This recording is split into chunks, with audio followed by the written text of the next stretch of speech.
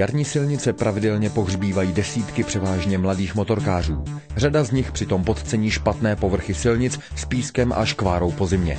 Dalším aspektem je i určitá rutina. Ono přes zimu málo který motorkář jezdí, takže ty odhady, předvídání vzdálenosti a tak dále, ty se v podstatě vypaří. Takže znova je potřeba z jara začít pozvolna jízdou si zvykat na motorku. Před samotnou výjížďkou do provozu se proto nebojte manévry natrénovat, třeba na prázdných parkovištích.